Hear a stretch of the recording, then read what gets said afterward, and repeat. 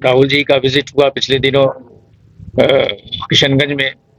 कम से कम किशनगंज के अंदर और यहाँ के जो लोग समझ रहे थे सीमांचल के लोग की सीमांचल के बारे में कुछ बोलेंगे, वो यहाँ की पसमानगी के बारे में, यहाँ की गुर्बत के बारे में, लेकिन उन्होंने एक शब्द भी नहीं कहा।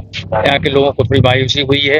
हम लोग चाह रहे थे कि कम से कम जिस तरह से वो दूसरे पसमानदा लोगों की वो बात कर रहे हैं, ओबीसी रिजर्वेशन की बात कर रहे हैं, लेकिन ये इलाका जो सबसे ज़्यादा पसमानदा है तरक्यात के लिहाज से, उस पर उनको कुछ बोलना चाहिए था, वो नहीं बोले। लोगों की मायूसी हुई। बहरहाल कांग्रेस पार्टी कल इलेक्शन जब लड़ने जा रही है तो कांग्रेस पार्टी के जो एमपी पिछले साल जो यहाँ पर रहे हैं पिछले दिनों पर, उनकी कारकर्दगी का भी हिसाब अब जनता लेगी और जनता देखेगी कि 5 साल के अंदर उन्होंने काम किया है, और उसी के हिसाब से उनके जो लीडर राहुल जी आए, राहुल जी ने भी कुछ इस इलाके को ध्यान नहीं दिया। ये जो है हमारे लिए अफसोस की बात है, और बाकी बात हमारे अख्तुल ईमान साहब आपके सामने करेंगे। देखिए, राहुल जी का जो दौरा हो रहा है वो भारत जोड़ो है।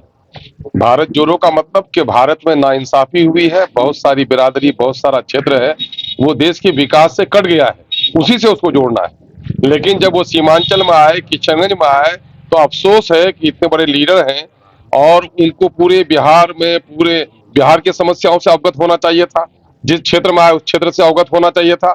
देश की समस्याओं को जानना चाहते हैं, लेकिन मुझे अफसोस है कि सीमांचल के कांग्रेस के लीडरों ने, किशनगंज के कांग्रेस के लीडरों ने भी उसे फीड नहीं किया कि सीमांचल के क्या मसाइल है, और बिहार के मुद्दे पर भी कोई बात नहीं कर सके। इस पर हम बड़े अफसोस का इजहार करते हैं। वो सीमांचल है, बिहार में सबसे ज्यादा पिछड़ा अगर कोई है तो वो सीमांचल है, सबसे गरीब है, सबसे निरक्षर है, पलायन सबसे ज्यादा यहाँ पर हो रहा है, फ्लड से ज्यादा परेशान लोग हैं, उस पर एक भी बात उसने नहीं की। उनकी माता श्रीमती आई थी और उस जमाने में 2014 में उसने इलेक्शन के खातिर यहाँ पर लोग दिखावन लेआउट किया था एएमयू कैंपस किशनगंज का, और आज तक वो कैंपस वीरान पड़ा हुआ है। उनकी सरकार रही, जमीन दे दी गई अवामी तहरीक के जरिए से 2011 के दिसंबर को, 12, 13, 14 के अप्रैल तक उनकी हुकूमत रही। एएमयू पर और एएमयू का काम नहीं आगे बढ़ सका, उस पर एक शब्द वो नहीं बोल सके। बिहार में माइनॉरिटी के लोगों की बहुत सारी जगह पर मॉब लिंचिंग हुई है, उस पर उसकी जबान नहीं खुली। बिहार में एक मुस्लिम इंस्टीट्यूट जो 100 साल से ज्यादा का है, बिहार शरीफ, उसको जलाया गया, उस पर एक शब्द वो नहीं बोल सके।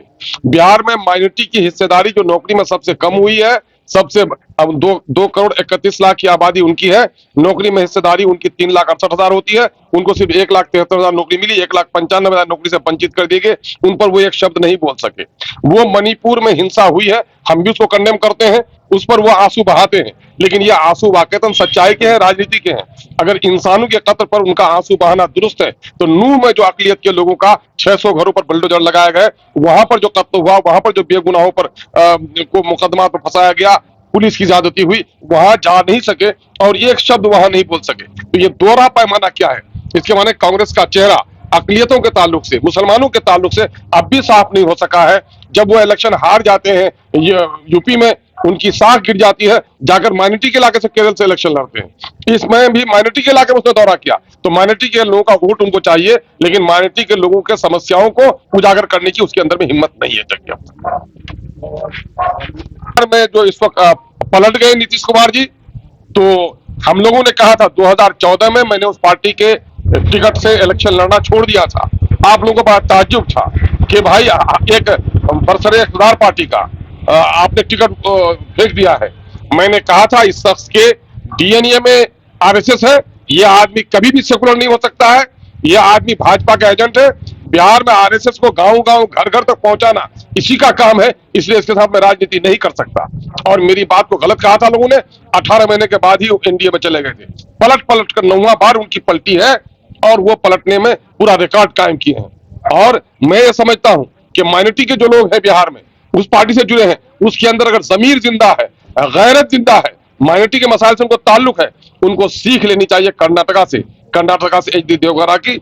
जेडीएस जब चली गई भाजपा के साथ, तो वहां के गैरत में वो चांद मोहम्मद इब्राहिम वगैरह जो उनके पार्टी के सदर रहे, उसके साथ ही माइनॉरिटी के सारे लोगों ने कहा कि जो मंदिर मस्जिद का झगड़ा लगाता हूँ, जो हमारे बेटियों के हिजाब पर पाबंदी लगाता हो, जो अकलियतों को निशाने पर बनाता हो, और जो हिंदुस्तान, कब्रिस्तान और मजहबी नफरत की बात करता हो, उस बीजेपी के साथ हम नहीं रह सकते। माइनॉरिटी के तमाम लोगों ने एक साथ ज्वाइन कर दिया है। यहाँ भी अगर गैरत है, जमीर जिंदा है, तो उसको अपने जमीर का मुहासबा करना चाहिए। क्या नीतीश कुमार जी गए हैं बीजेपी के साथ, इसके माने ये है कि चाहे बाबरी मस्जिद हो, चाहे 3 तलाक हो, चाहे एनआरसी हो, सबका इन्होंने समर्थन किया है। एंटी माइनॉरिटी जो भी एक्टिविटीज हो रही है बीजेपी की, उसका ये समर्थन कर रहे हैं। इसके माने ये है कि वो नेता जो उनके साथ है आज खड़ा, उसके माने उसका जमीर जिंदा नहीं है, वो आरएसएस के तमाम तरह एजेंडों को सपोर्ट कर रहा है।